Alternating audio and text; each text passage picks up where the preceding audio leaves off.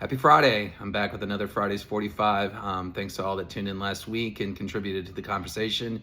The answer to last week's question, what movie was burning down the house in? It was in Revenge of the Nerds when they burned their fraternity house down. So we're going to go ahead this week. Actually, today marks 60 years since this song came out as a single in the U.S. It has probably one of the most amazing musical hooks in music history, as well as one of the top guitar riffs.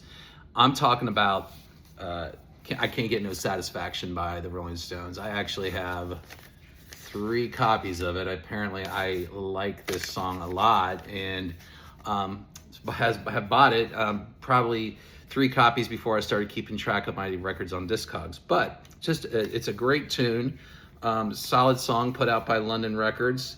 The London label. The interesting story about this, it's said that Keith Richards came up with the riff in his sleep.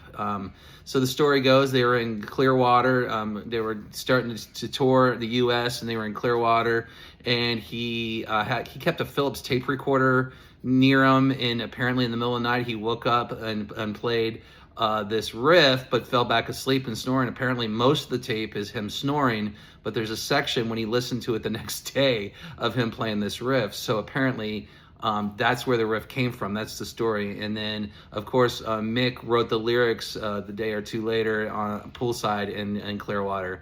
And by May 10th, they were in Chicago, and they decided to give it and try to record at Chess Records. And they recorded their first copy of it, and 2 days later, they were at RCA Studios in Hollywood, and they re-recorded it. And when they re-recorded it, they added a Gibson fuzz box to Keith Richards' guitar to give it that distorted sound.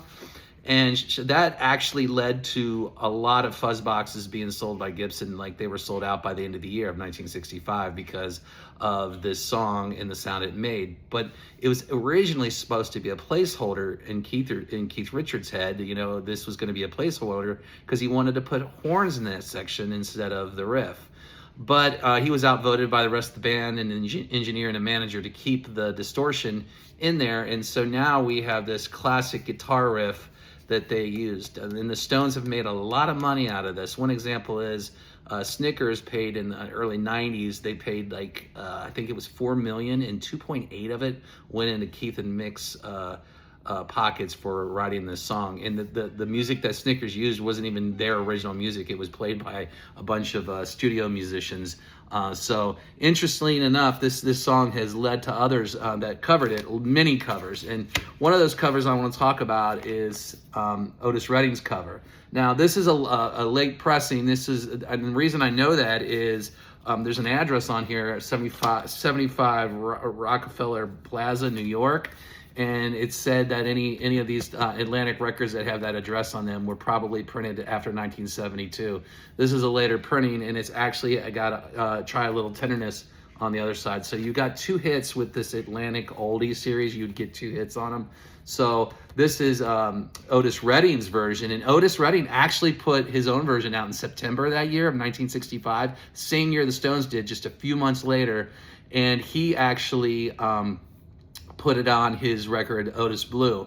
Speaking of the Stones, they actually, it wasn't but 10 days after they recorded it at Chess Records, they were on the Shindig, an ABC variety show, and they used the recording from the RCA to lip sync to that Shindig. They were asked to be on that show, and they said, we will be on this show on one reason. And the reason was, they said, if you put Howlin' Wolf on. And Howlin' Wolf was recorded for, he was a blues guy, recorded for Chess Records, and they were like, he needs to be on here because he influenced us. And they made sure Howlin' Wolf was on there. Howlin' Wolf performed how many more years, but the Stones had actually had success in the UK with his song Little Red Rooster. And so the Stones made sure that he got his pay as well, that Howlin' Wolf got his pay. But Otis Redding did an amazing cover of it as well. And they're not sure the lyrics are exactly the same. Back then, you didn't have the internet to go to, and so Steve Cropper actually tried to write the lyrics down, and I think they ended up, tossing the lyrics and saying, you're going to have to come up with some of your own. So the lyrics on this may not be exactly as the Rolling Stones are, but the sound is definitely sound. But the horns were added on this one. So Keith actually got to hear his horns used with the riff on Otis Redding's. There's one more version I want to talk about. I know I'm going a little long on this today, but I want to talk about Devo's version.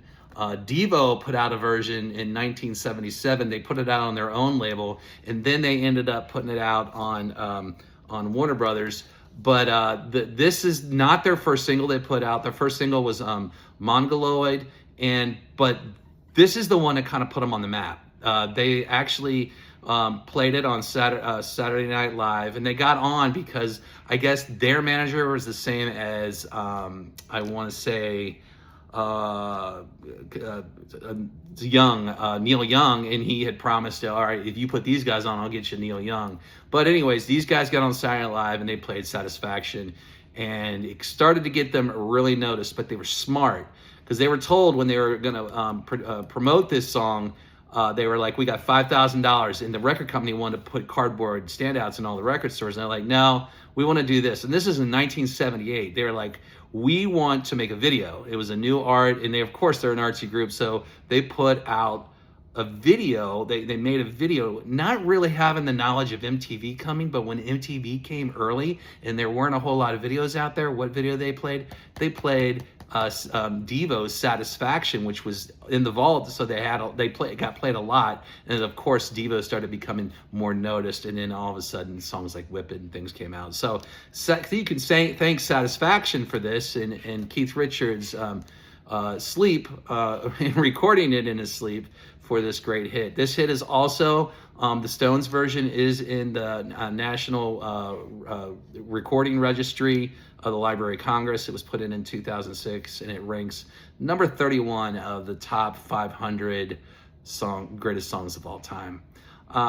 Great song. Thanks for listening today. I know I went a little long. I apologize. Hopefully you made it through all this. My question to you this week is another movie question. This version, Devo's version, is used in a movie. What movie is this used in? It was made in the 90s. So put that answer. You get it right. Send you some stickers. I hope you have a great weekend and stay safe and enjoy your time. I'll see you on the flip side.